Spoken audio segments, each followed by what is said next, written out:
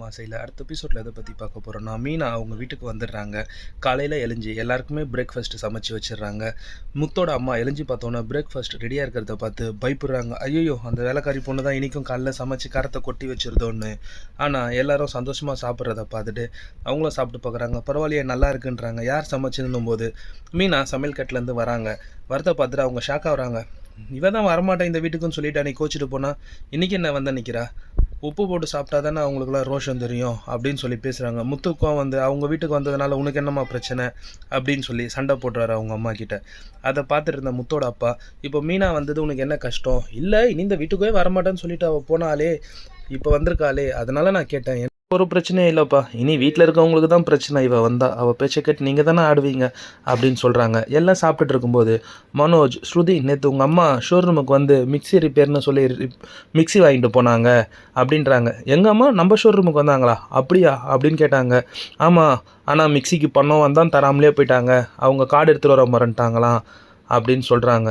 வாய்ப்பே இல்லையே, எங்கள் அம்மா அப்படிலாம் பண்ண மாட்டாங்களே, எங்கள் அம்மா கேஷ் கையில் வச்சுருப்பாங்களே, இல்லைன்னா எனக்கு ஃபோன் பண்ணியிருப்பாங்க நான் வச்சுருக்கேன். சரி, நான் எங்கள் அம்மா கிட்டே கேட்குறேன் அப்படின்னு சொல்லி அவங்க சொல்கிறாங்க. நீ ஒரே பதட்டமாகிடுது. ரோகிணி அதுக்குள்ளே, இல்லை ஸ்ருதி, அம்மா எனக்கு ஜிபே பண்ணிட்டாங்க, அதனால் அவருக்கு தெரியாது, நான் தான் சொல்ல மறந்துட்டேன் அப்படின்னு சொல்லி சமாளிக்கிறாங்க. தானே எங்கள் அம்மாவுக்கு கடன் வைக்கிறதுலாம் பிடிக்காது, உடனே செட்டில் பண்ணிடுவாங்க அப்படின்னு சொல்கிறாங்க. ரோகிணி காலையில் சாப்பிட்டு முடிச்சுட்டு, மனோஜ் நீங்கள் ஷோரூமுக்கு போங்க, எனக்கு சின்ன கிளைண்ட் மீட்டிங் ஒன்று இருக்குது, நான் அதை முடிச்சுட்டு டைரெக்டாக அங்கே வந்துடுறேன் அப்படின்னு சொல்லிவிட்டு ஸ்டுடியோத அம்மா சொன்ன வேலைக்கோசம் அவங்க கிளம்பி அந்த ஹோட்டலுக்கு போகிறாங்க.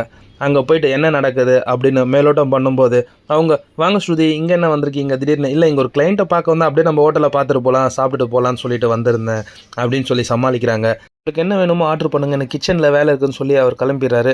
அப்போது ஹோட்டலோட அந்த ஓனர் அவங்க வராங்க. வந்து சொல்லுங்கள் என்ன இங்கே அப்படின்னாங்க. இல்லை, சும்மா வந்தோம் பார்த்துட்டு போகலான்னு அப்படியே உங்களை அப்படின்னு சொல்லி அவங்களோட நெருக்கமாக கொஞ்சம் பழக ஆரம்பிக்கிறாங்க. பிஸ்னஸில் எப்படி போகுது அந்த மாதிரி பேசி அவங்ககிட்டேருந்து பழகி அவங்க கான்டாக்ட் நம்பரும் வாங்கிக்கிறாங்க.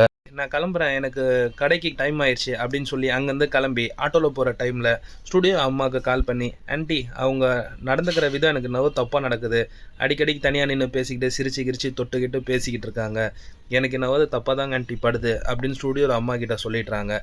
அதுக்கப்புறம் ஷோரூமுக்கு போனோன்னா, மனோஜ் என்ன இவ்வளோ லேட்டாக வர, போன வாரியம் முடிஞ்சுதா அப்படின்னு சொல்கிறாங்க. எல்லாம் நல்லபடியாக முடிஞ்சுதுங்க, ஒன்றும் பிரச்சனை இல்லை அப்படின்னு சொல்லி